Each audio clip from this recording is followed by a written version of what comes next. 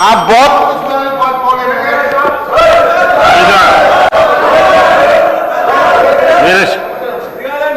मंत्री गाరు వెంకయ్య గారు स्पीकर साहब आप ये लोग इलेक्शन के 2014 इलेक्शन के पहले ये लोग वादा कर रहे थे 12% रिजर्वेशन देंगे मुसलमान को। हम तो 5% बोल के कोर्ट में आए तो 4% रिजर्वेशन देके आज गरीब बच्चे डॉक्टर इंजीनियर बढ़े।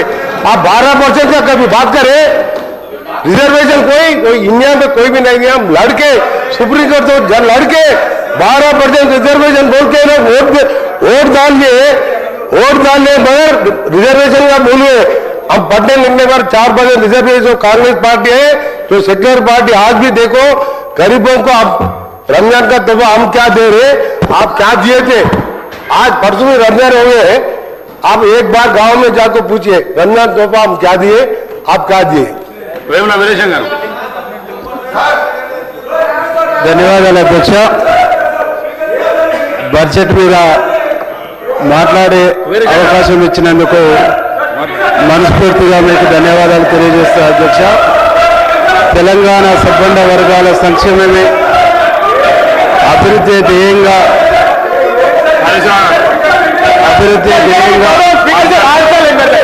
రెండుసార్లు మంత్రి అయినా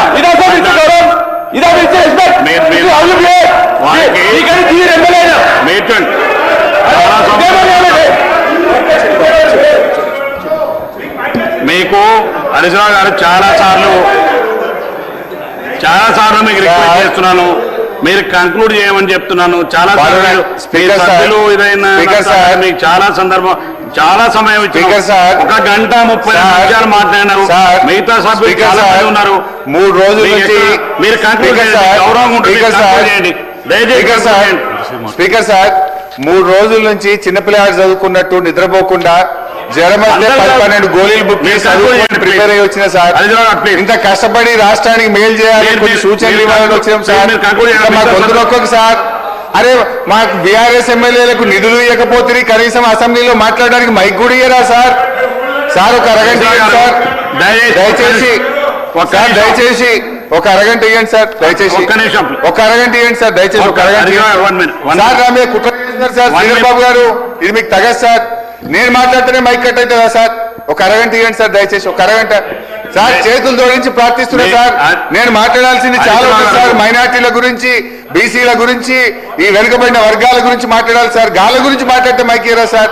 దయచేసి సార్। మీ చాలా సార్ మీరు ఇప్పటికే 1 గంట 32 నిమిషాలు మీరు మాట్లాడినారు।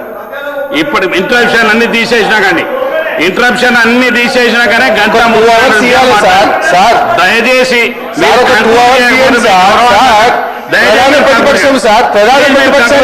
ప్రధాన ప్రతిపక్షాన్ని మైక్ ఇయ్యరా సార్? ఇది ఎక్కడ న్యాయం సార్?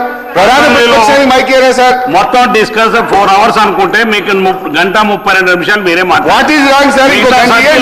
కూడా మీకు రావాల్సిన దానికంటే ఎక్కువ సమయం ఇచ్చిన సార్, నేను 3.5 గంటలు కుర్చీలో కూర్చున్నా సార్। 3.5 గంటలు మీరు ఎప్పుడు బెల్లు కొడతారా అని అన్నం తినకుండా కూర్చున్నా సార్, తినకుండా కూర్చున్నా సార్, అన్నం తినలేదు సార్। 5 అవుతుంది సార్, అన్నం తినకుండా కూర్చున్నా సార్। మిగతా మైక్ ఇవ్వండి సార్,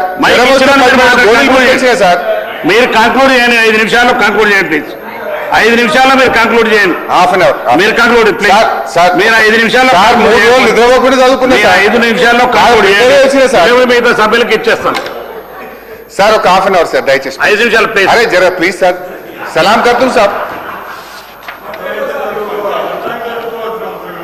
అధ్యక్ష సరిగా షార్ట్ కట్ చేస్తూ మాట్లాడతా అధ్యక్ష, ఒక half an hour. Congress party का काम मुसलमानों के बारे में कैसा है बोलो तो साहब, ये कागज पे तो गुलिस्तान है साहब, मगर हकीकत में तो रेगिस्तान है साहब। అధ్యక్ష ఇక వైద్య రంగం మాట్లాడదాం అనుకునే కానీ మీరు టైం ఇస్తలేరు, ఇక హెల్త్ ఇచ్చి పెట్టేస్తా। ఉద్యోగులు, రిటైర్డ్ ఉద్యోగులు కూడా వదిలేస్తున్నా అధ్యక్ష। ఇకపోతే అధ్యక్ష నిరుద్యోగుల గురించి అధ్యక్ష, నిరుద్యోగుల విషయంలో అధ్యక్ష దయచేసి నేను బట్టి గారిని కోరేది ఒక్కటే, మీరు ఇప్పటికైనా తక్షణమే ఇచ్చిన మాట ప్రకారంగా 2 లక్షల ప్రభుత్వ ఉద్యోగాల భర్తీకి జాబ్ క్యాలెండర్ విడుదల చేయాలని, ఉద్యోగాల భర్తీ ప్రక్రియ వెంటనే ప్రారంభం చేయాలని చెప్పి వారి పక్షాన కోరుతా ఉన్న అధ్యక్ష। మహిళల విషయంలో అధ్యక్ష మీరు నెలకు 2,500 రూపాయలు మహాలక్ష్మిలో మొట్టమొదటి హామీ ప్రతి మహిళకి ఇస్తామన్నారు. సగం కాలం అయిపోయింది అధ్యక్ష. ఇక మిగిలింది ఒకటే పూర్తి బడ్జెట్ అధ్యక్ష. ఈ 28 నెలల కాలానికి రాష్ట్రంలోని 1 కోటి మంది మహిళలకు ప్రతి మహిళకు కాంగ్రెస్ పార్టీ 70,000 రూపాయలు బాకీ పడ్డది. ఒక్కొక్క మహిళకు మహాలక్ష్మి కింద మీరు పడ్డ బాకీ 70,000 రూపాయలు. ఈ సభ ద్వారా బట్టి గారిని అడుగుతా ఉన్నా, మహాలక్ష్మి ఎప్పుడు ప్రారంభిస్తారు?